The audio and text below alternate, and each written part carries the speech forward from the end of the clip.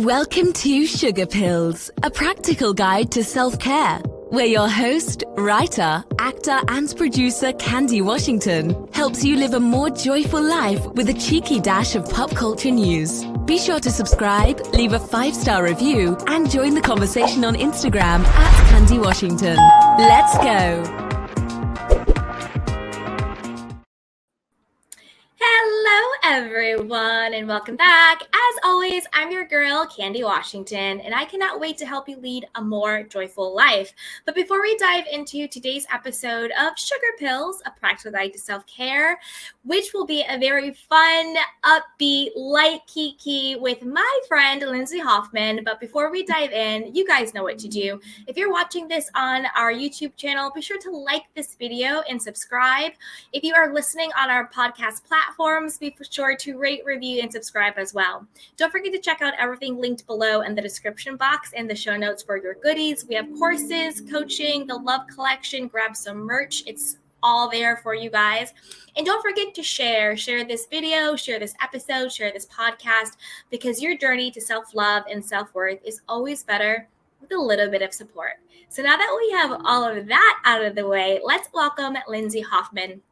She is a very dynamic entertainment journalist, media maven, red carpet host, and she is also a female founder of LBH Media, where they are doing tons of very exciting things that we will dive into. So welcome, Lindsay. Thank you so much for having me. Absolutely. And full disclosure to everyone listening and watching, I do know Lindsay. Usually on my interviews, they are people that I don't know. So I just wanted full disclosure that I do know her, and I consider her a very, very great friend. So hey, thank Liz. you. I consider you a great friend too. Yes. So do you want to share with us just a little bit about, all the fun stuff you got going on, walking the red carpet and hosting and being a journalist, like all of the things that we all aspire towards? Yeah, I do more than one thing. And I guess what I think is cool about that is the fact that you don't have to do one thing. You can do more than one thing. Everything that you like. I said, why not? Mm-hmm. So I'm an entertainment journalist. So I do celebrity news and gossips for the magazines at the checkout counters that you all go to. A lot of that news and interviews is me. So that's like doing interviews like this or being on the red carpet. I also have a motivational blog. That's a passion project for me. So I also do interviews like this, but more with like everyone and talking about inspirational stuff. Mm-hmm. And then, so how I'm able to do everything is I left being a full-time journalist to being a freelance journalist. And once I went freelance, I started a business doing influencer marketing and events. And it kind of just grew from there. And it gave me the ability to be able to do all of those things. So that's how I'm now like a founder and a journalist. And, I'm sharing my tips of how I do it along the way. I love that. I love that you're giving back and you're sharing your tips. And the one thing that I love about Lindsay is that she does everything, but she doesn't have that sort of toxic positivity, like boss babe hustle and grind, situation that we sometimes see on like Instagram or TikTok, where almost having ambition and having goals and wearing lots of hats and being your own boss almost comes with this sort of like pressure that if you're not doing it and if you're not doing it this way, that somehow like you're not good enough or you're not validated. So have there been any times on your journey where you kind of felt that pressure to be like, that hashtag boss babe or always hustling? And if so, like, how did you find your own footing to, take care of yourself while also building up your business and building up your brands? I honestly feel like that all the time. And so I'm like, even being on your podcast right now, I'm thinking like I have my own, but I don't keep up with it as much as I should. And I love how you had your cute intro, and I'm thinking I need to put this together. I need to be doing this. So I always feel that way. But I think the biggest thing that I learned, there's like a couple things. One, when I was a full-time reporter, I had no life at all. I really worked sometimes 20 hours a day. I worked every single day of the week. One time I worked every day for an entire month. And working like that just isn't sustainable. I was happy in the sense of having a cool job and making money, and that part of my life was amazing. But the rest of my life, like I didn't have time to eat, sleep, for family. So I realized there was a part of the equation missing And that wasn't like truly happiness, attaching yourself to that. And it made me realize that what's going to make you the most happy is attaching you to yourself. You can't like identify with really people or jobs or anything. You have to identify with yourself. And so I started switching my mindset to thinking success is just whatever it is makes me happy. I started researching like breaks are okay. They actually make you more successful. Like I literally, because I felt bad about like being tired and wanting to sleep, I Googled like, because I have really cool dreams where like I get answers to life in my dreams. So I started Googling like, does this happen to anyone else? And it turned out like the periodic table was invented in a dream. Like someone just dreamed it and it like worked. And the song Let It Be by the Beatles was from a dream. So by taking breaks, like you think you're doing nothing, or by resting, but it actually is where that's like where shower thoughts come from. Like it's actually the key to your success. And lastly, no one knows when you're taking a break anyways. Like they see you, like, you know, we should see ourselves through the eyes of other people. No one even knows if you're taking a break. They're just like, you know, like if you leave your job, like when I left being full-time at my job, I thought I would lose all of my contacts. And like, no, that was the only reason they were talking to me. And all my emails were either, okay, let me know your new email when you know what you're doing next. Yeah. Or they all saying, I'm jealous you left your job. I wish I could like leave mine. So really just put yourself first, because at the end of the day, like you need to be happy, and like a job or anything isn't going to, that's like a part of it, but it's not really what's going to make you happy every day. Yeah, the job and the money and the things, they're not going to be what actually fulfills you. And like you're saying, it's not going to be what actually sustains you. So like, you know, this is the self-care podcast. It's all about, you know, how do you identify burnout, and then how do you heal from it? And then how do you implement the tools to not have it happen again, or maybe not so often, right? Mm-hmm. So, a part of that is, you know, like you said, recognizing that we're not machines, we're human beings, we're meant to take breaks, and everything grows and rests. You know, a baby grows in a mom's stomach at rest, you know, during those 9 months. A seed grows at rest, you know, in the ground. So I think exactly what you're saying, we grow and we get stronger and we get more resilient when we're at rest and able to like reset. Like even our like iPhones, it's not working properly, reset it, restart it. You know what I mean? So we all need those resets and those restarts. And it's just like you said, it's having that mindset of I'm worthy and deserving to take care of myself, and like I deserve breaks, and I deserve time off, and no one is identifying my worth with what I do. It's more of who I am. And I love that you're talking about like not worrying about what other people think, because usually everybody's worried about their own stuff. Mm-hmm. And they're usually in the same boat. You know, that's why they're like, oh man, like I'm jealous you got to leave. I want to do that too. Like one thing that I say whenever I'm feeling down, or I have like doubtful moments about myself, or if I'm feeling insecure about anything, I just say to myself, you know, let me see me the way God sees me. Let me see myself through God's eyes. Because if you can look at yourself through the lens of just pure love and just pure acceptance, it really gets you out of any like funk or downtime or any doubt or any depression or any insecurity, when you're able to just love yourself and look at yourself, you know, through that lens. So what are some of your self-care practices that you have now, or any like mantras or affirmations that you use to not only heal from burnout, but to have it not happen again, to learn from those past mistakes? Yeah, well, I do two things. One is similar to what you do, but I envision myself as when I was little. Most of us, when we were little, we always look back being like, I miss like those simpler times. And the reason we're so happy when we're little is we don't have to do anything. We don't have to be anything. We just have to like exist. And so when you're just like that, when you're little, you're not thinking, I need to make money. I need to have a job. I need to have friends. You're literally just living in the moment, thinking about the moment and like moving forward. So one part of me is I just try to channel that energy when I feel like I can't balance. That's probably one of the biggest things that really helped me center myself. And then the other thing is just, I honestly just remember to take breaks. Like if I want to take a break, I take one. Even I remember there were times I was so stressed out, I felt like I had no time to do anything. Sometimes I would just take a bath and have an at-home spa day for like 10 minutes just to like calm my mind down. because when your mind is racing, you really can't get things done. And you think if you take a break, it's going to take longer. But really, if you can look at something with a clear mind, or even just like eating food, like sometimes we're so busy we forget to eat. Those things make more of a difference, and we should be putting more energy into taking care of ourselves than the energy that we're taking into like getting stuff done. Because deep down, like sometimes I'll answer email before I eat food. Like you're silently telling your body that you're not worth food. Like other people are more important than you. And that like subconsciously makes you feel like you aren't valuing yourself. So you have to get it back in order. Like the smallest thing of just eating breakfast before you answer an email is telling your body like, I am important. Like I come first. And so that trickles over time. No, I love that. And I also think starting the day from a place of asking for support, right? Because I think a lot of also like when we work for ourselves or we have, you know, hyphenated things, we do this, sometimes it's hard to really ask for help or to ask for support or to reach out. And so like, I think for me, like when I wake up in the morning, the first thing I say is like, thank you.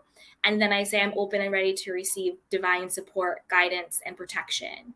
You know, so I think even just opening it up to, you know, getting support and getting guidance, because sometimes we're doing 100 things because we don't actually know what the one thing it is that we should be doing.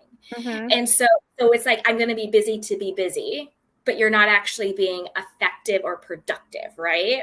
And so I think that's a part of it too, where it's like when you get centered, when you calm down, when you take care of yourself, when you come back to self, you get that intuition that's like, you know what, don't answer this email right now. You really should be working on this, you know? And when you are able to put your focus and your energy into one thing, that is so potent and that is so powerful. It's like if I'm doing 10 things, then I'm not doing anything. Yeah, exactly. You know what I mean? 100%. And I loved how you said you were able to think about not so much about like, oh, I should be making this money or having this or doing that, but what actually just makes me happy. Because it's really important to think about our little whys, you know, well, why am I working so hard? Why do I want the money? Why do I want the career? Why do I want the relationship? Oh, because I think when I get it, that will make me happy. That will bring me the happiness. That will bring me the validation, the acceptance, all of that. But I think it's important to remember that like the journey matters. And that you can find all of that within yourself. You can find that love. You can find that happiness, that success, that validation, that worthiness from within. And all these things outside of us, just like you said, they're not really going to fulfill us, you know? Yeah, so, actually, go ahead. I actually have like a story about that where I kind of realized that. So right before I left working full time, this was like my dream job, and I still work there, but it was still to this day, I'm like, I think like, what if I stayed full time the whole time? But it was really hard for me to decide to leave being full time. It was like my identity, dream job, everything I wanted. Like, what do I do? And when I was deciding if I was going to do this, I remember sometimes before I go to bed, like how you say, I ask for guidance. I'm like, please, in my dream, like, give me an answer, give me a message. I feel lost. I don't know what to do. And so that night I had a dream. And in my dream, I was like walking on the clouds, talking to someone. In my dream, it was like an angel. It felt like an angel in my dream. Yeah. And I was telling the angel, like, I'm really burnt out. I'm really stressed out. I don't know what to do. I kind of want to leave this job, but like, I don't know if it's the right decision. And then they looked at me and said, if you were to die tomorrow, what do you want to be remembered for? And so my response was, honestly, I just want to be remembered for being a good person. And then they looked at me and they said, then go do that. And then I was just like, for some reason, as soon as they said that, because it was so simple, like what you would imagine like an angel to tell you. And I was like, oh my God, how did I never see this before? Like, it doesn't matter what I do. As long as what I'm doing is alignment with like my true self and being a good person, I will always be in the right place. And so like, I instantly knew that I could leave and do whatever I want because I was identifying with the job, not identifying with like the self. And so I always think back to that dream. So you have to like ask yourself those questions and then just do it. And then you're like, oh, it's so much simpler than I thought it was. So much simpler, and it alleviates a lot of unnecessary suffering, right? Because it's like you could have the dream job and be miserable, or you could have the dream job and be happy. It's exactly what you said, though. It's about, are you actually living in alignment and integrity with how you're actually feeling inside, you know? And like that's basically what that angel was telling you, well, go do that. Do what you're feeling you're aligned to do inside. I know for me, like, something that definitely stopped, like, very, very similar to what you're saying. I've definitely gone through myself where I'm just like, well, gotta do this, gotta do that. This is this, will this happen, blah, blah, blah, blah. And then when I got very clear that my happiness was enough, that's when I really was able to just accept myself, and I was really able to love myself, and I was really able to make decisions based on me, not based on like, well, I'm doing this, but I don't have that. So then, my friends are going to think I'm a failure, or people on Instagram are going to think this, or, my family's going to think I'm not doing well, or whatever the case is, right? Like whatever those outside big forces that, like, whose opinions, whose comments, whose thoughts, whose judgments, whose criticisms are so powerful and potent in our lives, So when I got very clear that my happiness is enough, I can do whatever I want. As long as I'm happy, that's enough. I don't have to do this for that person. I don't have to prove this for that person. I don't have to get that for society. I don't have to do it for the gram. My happiness is enough. If I'm just sitting in a cottage writing a book all day, but I'm so happy and joyful doing it, that is enough. Do I need to be an Oscar winner? No. Do you know what I mean? It's like, my happiness is enough. And to me, that was one mindset that was just like such a game changer. And I know that you also talk about, manifesting and spirituality in that space. So do you want to talk a little bit about, what do you consider manifestation to be, and what are some of your favorite things that you've called in? Yeah. So what I think of manifestation is it's a frequency. So, like when you walk into a room, you can feel if everybody is happy or everyone's sad. It's a frequency, just like a radio station, you can tune into it. So if you can get into this frequency of manifestation, it just attracts things to you. I mean, I've manifested everything from the smallest thing. I mean, even today I was thinking I really want to get a facial. I literally was just thinking I want a facial, and literally right before this call, I got an email being like, we're having an event today. Do you want a facial? I'm like, yes! Like the smallest thing, but yeah. Big things that I've manifested, definitely my job when I was a reporter, which I still am, but when I got the full-time job, it was when, I always was on this frequency where somehow I would always be this is why I know about the frequency. Ever since I was little, I'd always be getting the things I wanted, and I was tapping into some sort of energy. That's what it felt like to me ever since I was a child. And then in college, I remember thinking, I'm so motivational. Like, I made a motivational blog for school, but I never, like, I don't know who any speakers are. I don't like do anything. Like, I just look up quotes and put it on my blog and like live this life. And so I'm trying to decide what story to say, because like all these things started, like they all start coming at the same time, and there are all these crazy stories that happened in this moment. But like, I guess we'll talk about the job one because that's bigger. But somehow I found out about like the movie The Secret. Have you heard of like The Secret, which is also a book?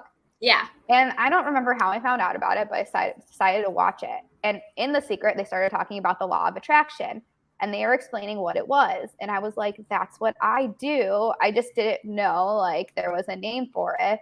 And then they were talking about like making vision boards and writing down affirmations. And I started like researching people who do these things. And I was like, you mean there's a way I can like harness this and make it even faster?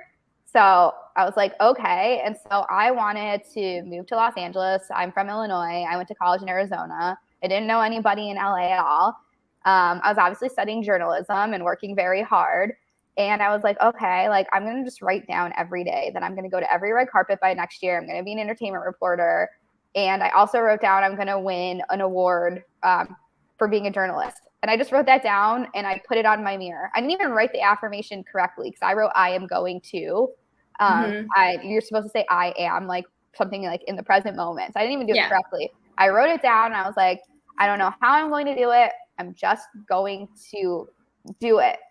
And it was so crazy because like I had a mentor in LA. They wouldn't give me an internship. Like I was like doing everything I could, asking for help. No one was helping me. They were like, you just have to move here. So I was like, okay, I'm just going to move to LA and somehow make this happen.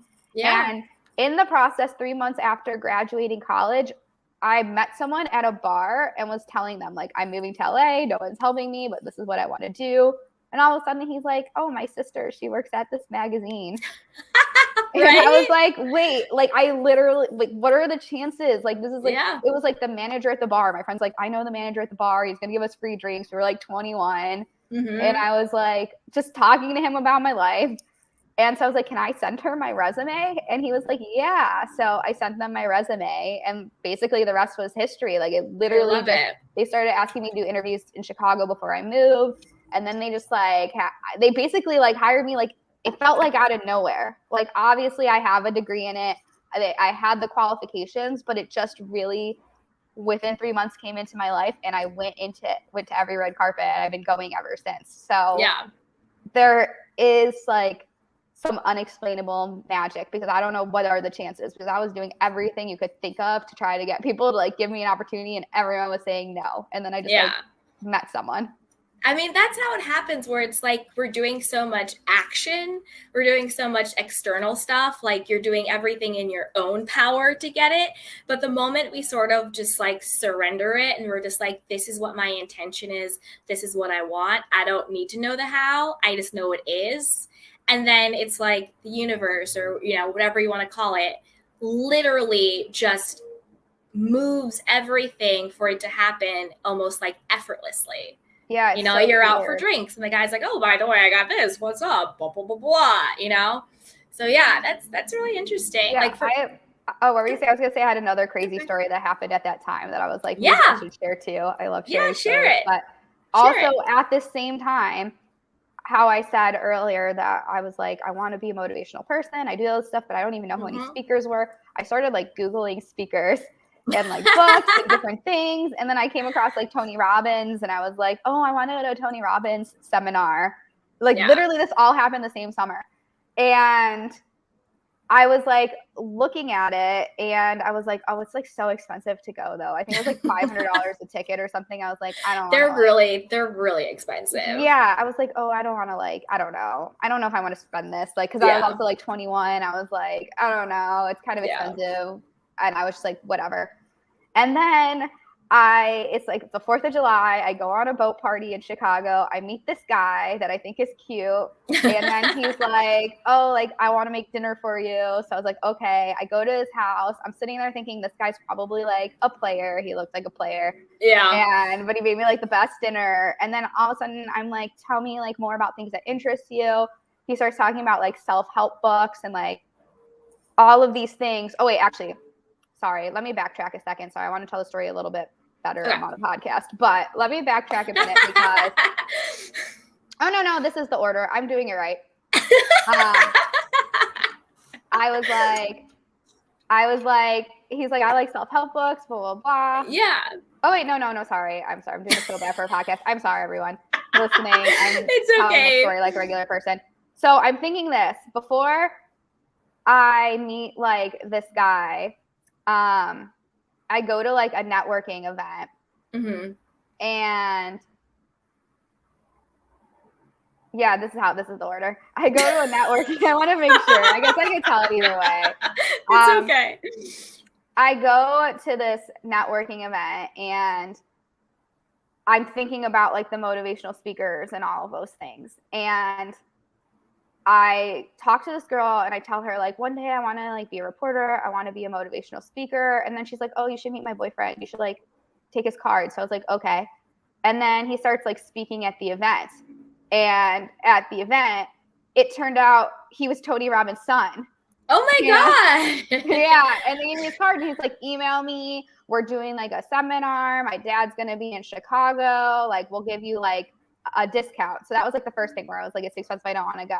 Yeah. So they're like, I like literally like a week later meet his son and they offer to give me like a discount. But then I'm still thinking, this is where that guy comes in. I'm like, okay, well, what are the chances? I meet the son, but like, I don't know if I want to, I still don't know. I don't want to go by myself.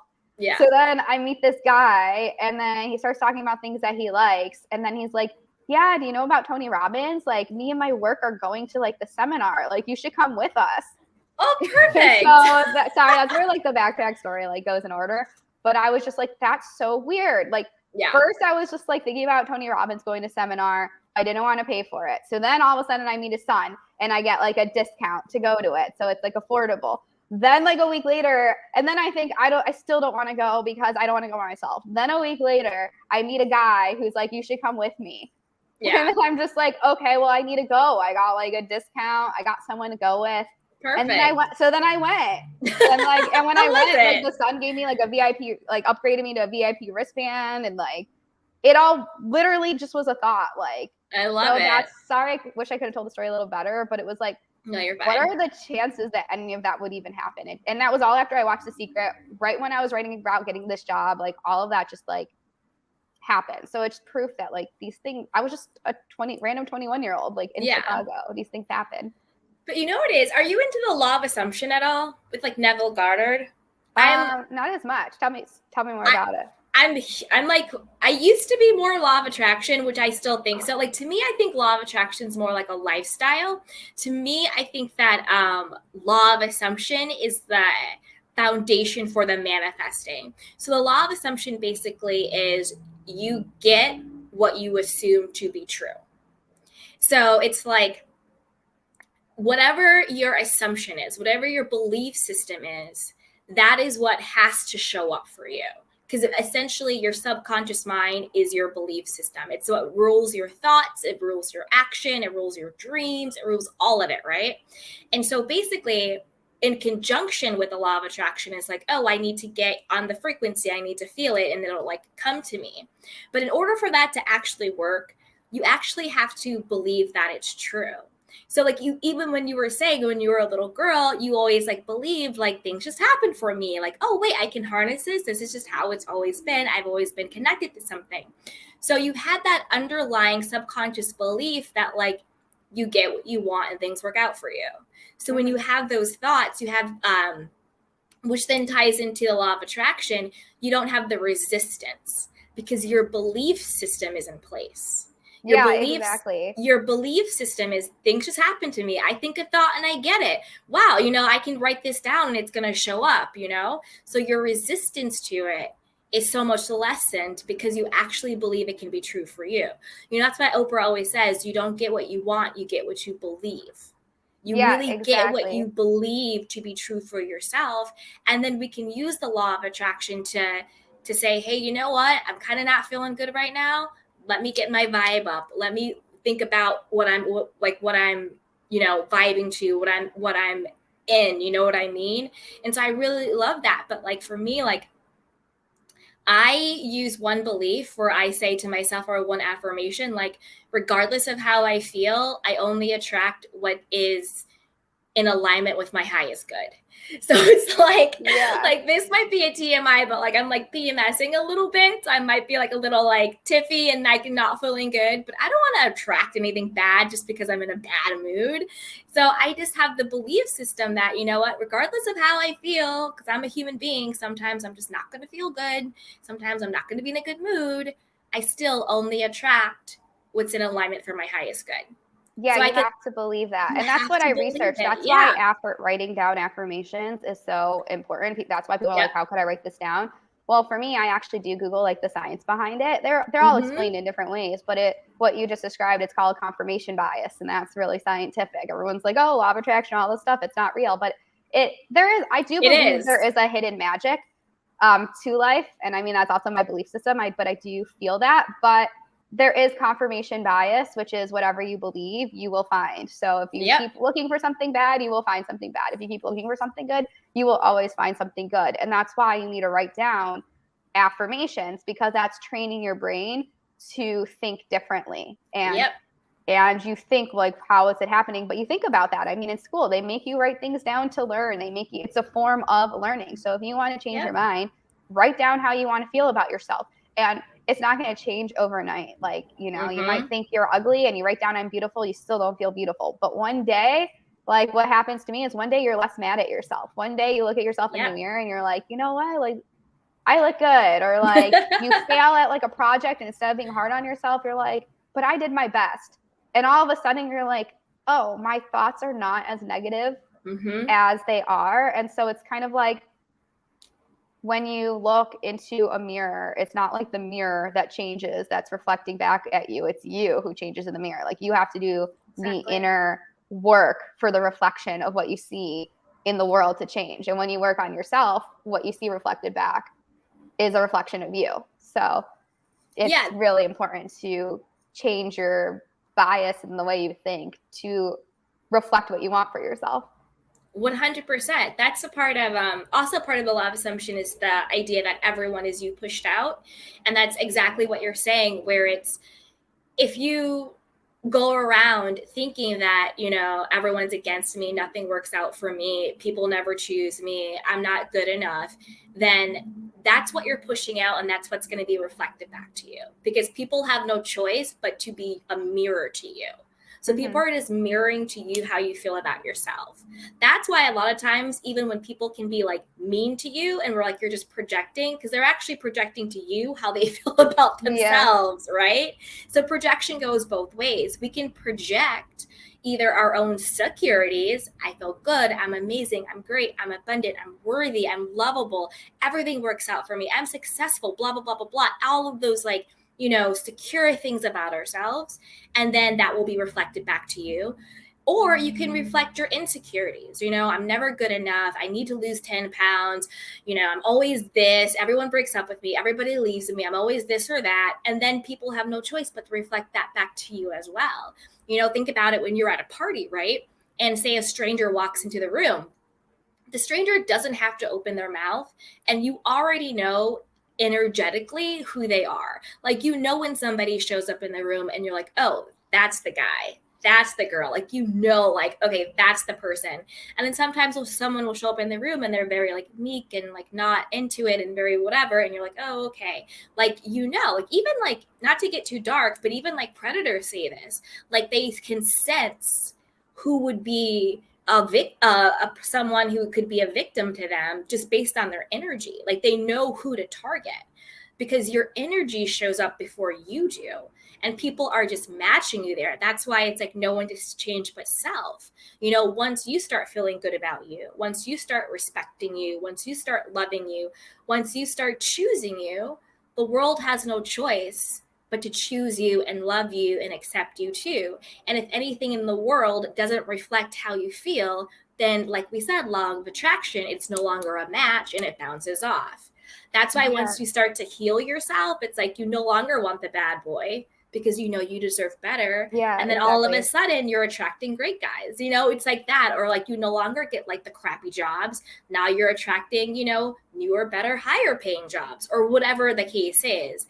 Nothing outside of you has changed, but your own magnetism has changed. So since your frequency, your magnetism, how you feel about you changed, what you attract and what you repel have to change.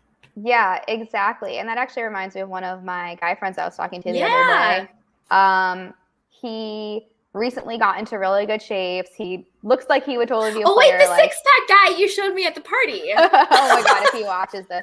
He has like a six-pack and all this sort of stuff. And we're like best friends. We talk like every day. And he was like, I used to be like the nice guy and I would like never get any girls. And now I'm like a bad boy and I get all these girls and like I have like muscles now and blah, blah, blah. And then I was like, do you think you get girls because of your muscles, or do you think you get the girls because now you're more confident, so you're approaching more of them with confidence? Because like that like could initially make people look at you, but like it's like like the reverse. I started thinking about that because I'd be like, why do all the bad boys come to me? Well, the nice ones are too shy to come up to you. So you're not shy now to go up to people, and that's why you're getting more opportunities. You think it's because you're you're a bad boy now and you're acting, your behavior is different or this or that. It's the only difference is you're feeling more confident, and anybody can do that. But we write these scripts in their head. Like his script in his head was, I was too nice, so I'm not going to get like girls, you know, I'm this, so I'm not going to get this. It's like, if you're confident, like exactly what you were saying, like what we feel, we will like write a false story about ourselves. And like, we don't even know why someone, like what someone's going through or why they're not talking to you. Like that's just all made up in our head. And it's really like within yourself. You could look really like anything, and people want to be around positive energy.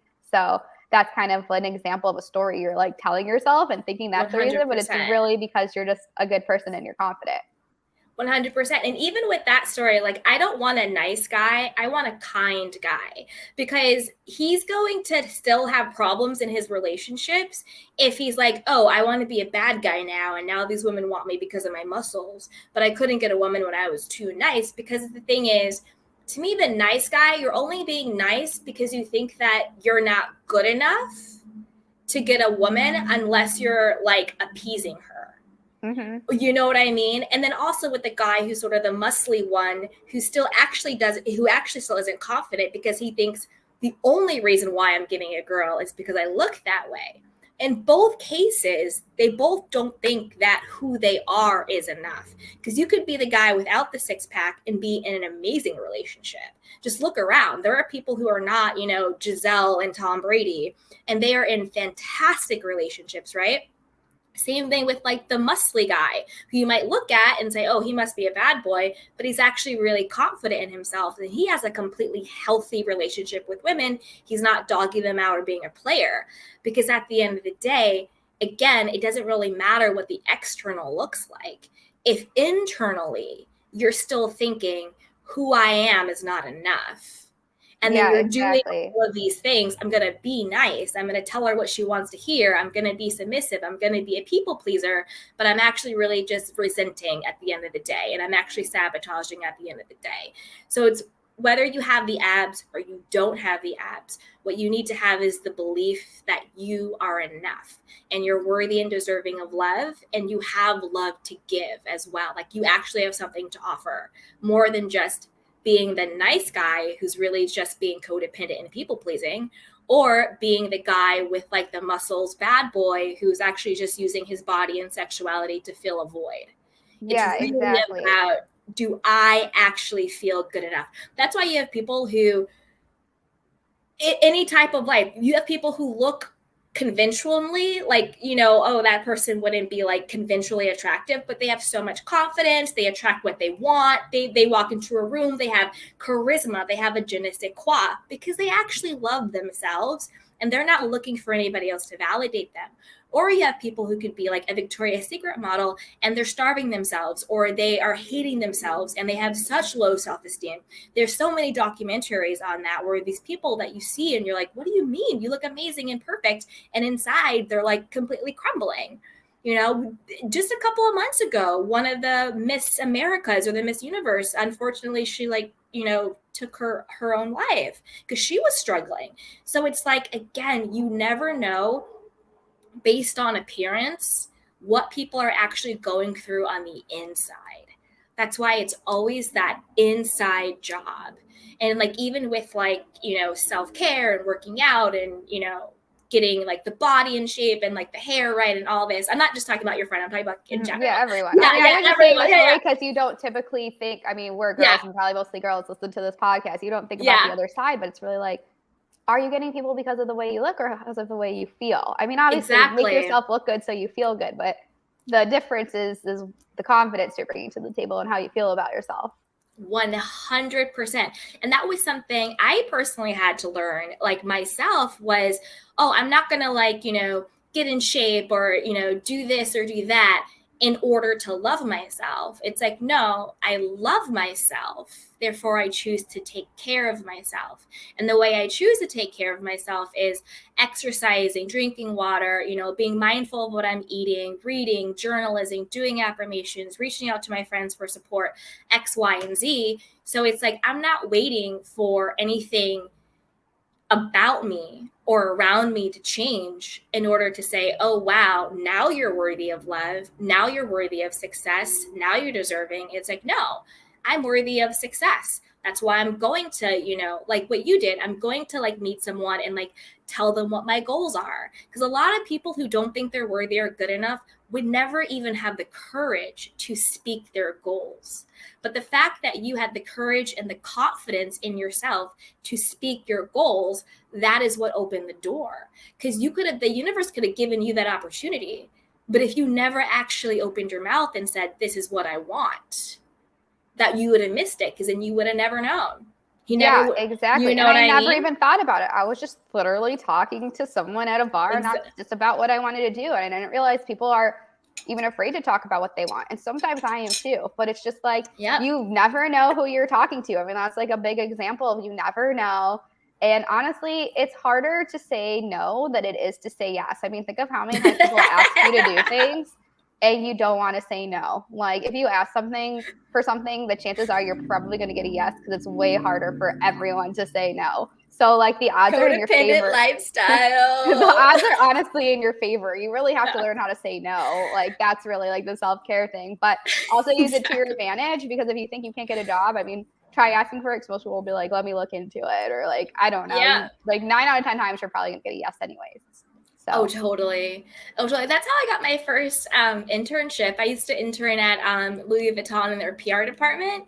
And everyone was always like, how did you get this job? I was like, I applied literally on their website, because I didn't have the non-belief. I just thought, oh, I want an internship. I'm just going to go online and I'm just going to apply for it, and I'm going to get it. Like, that's just how it works.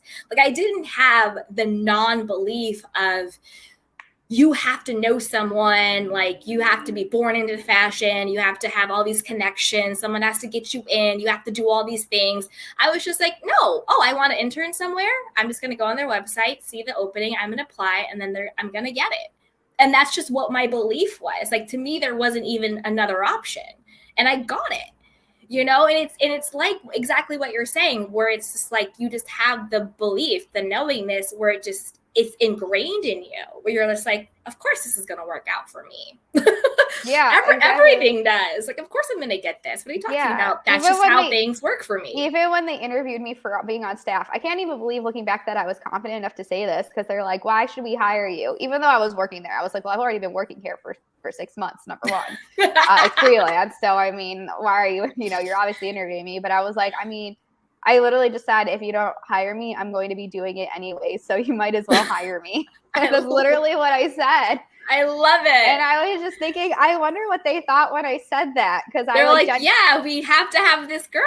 I genuinely meant it. Like, I was like, that's what I'm going to be doing. It's either with you or it's not with you. So you might as well have me. So it's like, but someone once told me, like, that's really like bold to say. And it's so weird, because I just like, I truly meant it. Like, I wasn't afraid to like say that, because I really was like, if they don't end up hiring me, I'm literally going to do it by myself. I'll just create my own website and do it. So like, nothing's going to stop me. Yeah. And the person who said that it was bold to say, they're only saying that from their own self-limiting belief, because they think it's bold to say, because there's a part of them that thinks they're not good enough or worthy enough to assert themselves. So that's like another thing. You have to be careful, that because people will try and like, you subconsciously, they don't mean to do it. They think that they're like giving you great advice and they're trying to help you out, but they will assert their own self-limiting beliefs onto you. Like, no, you have to start at the bottom. You have to pay your dues. Oh yeah, they would tell me that nobody makes this amount. Exactly. In school, they're like, if you want to be a journalist, you have to go to like a small market and blah blah blah. And I was like, no, I'm going straight to LA or New York. 10 or 15 years, maybe you could make the move to the LA. It's like, no, bump that. Like, I never believe in that. That's funny too, because when they hired me, they're like, I like you. They told you that you couldn't go to the big market, but you went straight here. And I was like, yep. And I was like, and they were like, me too. That's what they said. And I was like, yeah, I wanted to go straight here. So I just said, I'm going straight to LA. And the person who hired me said, yeah, I did the same thing. Like, so it's kind of like or also another example is I negotiated my first salary. And I mean, I had a lot of ammo to do it, because I was freelancing for 6 months before that. So I like and I had to write down my hours and everything I was doing. I did my research, so I was able to like counter it their offer because it was less than what I was making. Yeah. But a lot of people would be afraid to like do that. And you know what's so funny is when I countered my salary, not only did they give me more money, but like the executive editor in New York personally called me to be like, by the way, great job negotiating your salary. Right? I wouldn't expect anything less of you.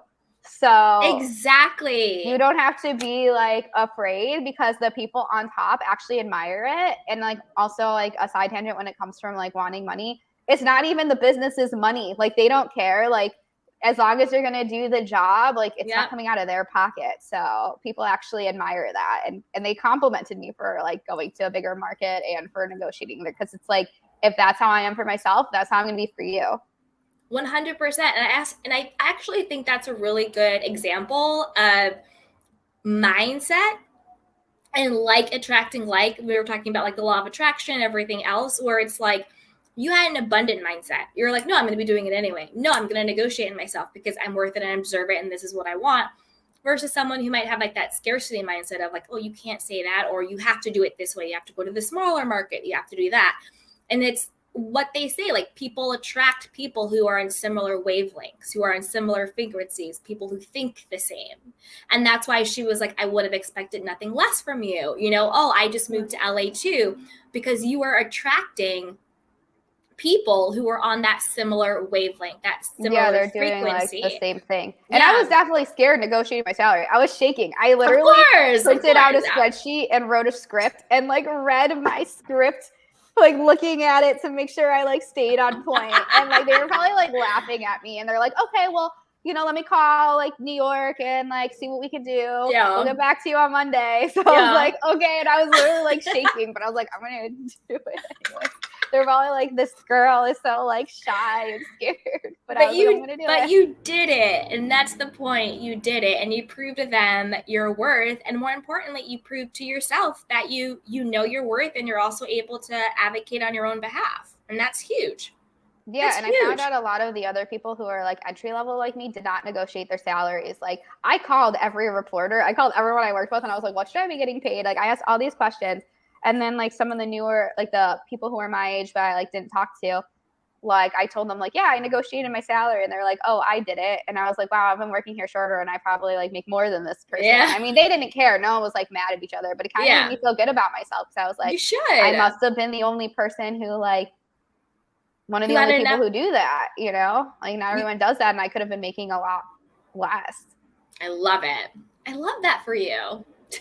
Yeah, anybody can do it. I mean, what's the worst they're going to say? No. If they really can't do it, they'll say no. If they can, like they'll do it, you know. They don't if they want to hire you. So and plus, even if like say for whatever reason like they can't, you can always say, okay, well that's fine, but then let's revisit it in 3 months. Let's revisit it in 6 months. Other stuff too, like more vacation days or like whatever it is that you want. Some more petty cash. I love a good expense account. Oh my God. Yeah, you could like ask for like other things too. I mean, like I said, luckily for me, like I track everything I do. And then I'm just like, here is an entire document of like why. And here is like what they pay at other places. So submit all this data. And then, you know, how are they going to show me the money? Yeah, I always, that's one of my mantras, like, or my things. How do I make what I want inevitable? If you want to make something inevitable, you have to like, that's how you make it inevitable. You like, there's the facts and you just make it happen because you answer all those questions for yourself and figure it out.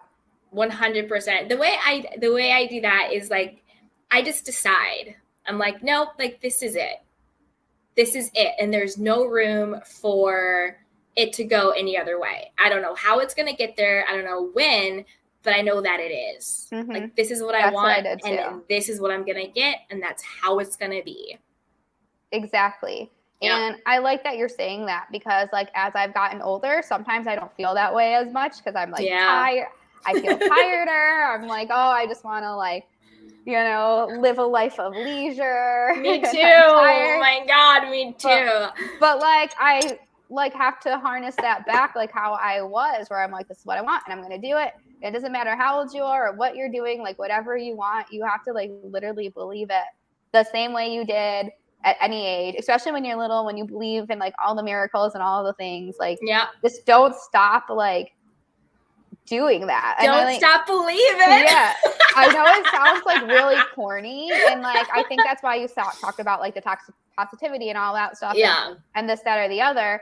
But you know, I don't think it's that way, because it's not saying that it's not hard, but like one of the things I think is like, you either like the circumstances aren't going to change. You either could be happy or you could be like sad. So I might as well think the positive thing, because like, what do I have to lose? Like, why not think that? At least it feels better to me to think that. And like, you could always like spin something to be positive, to like work for you. And, or I could just be sitting there like crying all day, you know, and sometimes like it's sad to do that, but like, you know, what's the alternative? Like, just believe in yourself, because you're going to at least feel happy that you believe in yourself. 100%. 100%. Oh, Lindsay, this has been so much fun. I'm definitely going to have you come back, and we can do more of our story times. Oh my God, of course. I'll totally come on yours. Yeah, let's set that up. So much fun. So before we leave, I want you to leave us with two things. One, your last word of wisdom or insight or motivation. It could be something that we talked about, or it could be a new insight, that if there is just one thing that everyone took from our time together, what would it be? And then two, everything again will be linked in the description box in the show notes, but let us know, where can we find you? Where can we connect with you? And anything else you want to leave us with? Okay, the last thing I want to leave everyone with is actually a mantra, because I never said the mantra earlier. I was thinking about that. And my latest mantra is, I am confident in my convictions. And that one is so important, because you just have to be confident in any choice that you make, whether it is to take a break, or really it's just all about trusting yourself. It's teaching yourself, I can trust the choices I make. So if you don't want to do something, be confident and say, I didn't want to do it, and just trust it. Trust whatever it is you do. Be confident in all of your convictions. Don't second guess yourself. Don't be upset if you said something not perfect. Like, I'm confident in my convictions. So I definitely want to leave people with that new mantra. And then everyone can follow me on social media. I'm at Lindsay B. Hoffman on everything. I know that will be like linked. And then I have a blog, and it is doseofbliss.com. And then my business is LBH Media. So just follow me on all of them, and we can be friends and inspire each other. It'll be fun. And we'll have to come back and do a part 2. I feel like we need to do one on like dating. That one. Yeah, I would love to do a dating one. Let's do a dating one. That'll be the next one. Yay! Okay. Well, thank you everyone for listening and watching. And again, be sure to check out everything in the description box in the show notes. It will be linked where you can connect with Lindsay. Also down below are my books, courses, coaching, our merchandise. Be sure to shop the Love Collection. And don't forget to like, rate, review, and subscribe. And don't forget to share. You know, share this with someone who might just need a little bit of love in their life, a little bit of light. Just, you know, share anybody who could have some value in this. So with that, everybody, you know what to do. Take care of yourself and each other. I love you. Bye. Bye. Welcome to Sugar Pills, a practical guide to self-care, where your host, writer, actor, and producer Candy Washington helps you live a more joyful life with a cheeky dash of pop culture news. Be sure to subscribe, leave a 5-star review, and join the conversation on Instagram at Candy Washington. Let's go.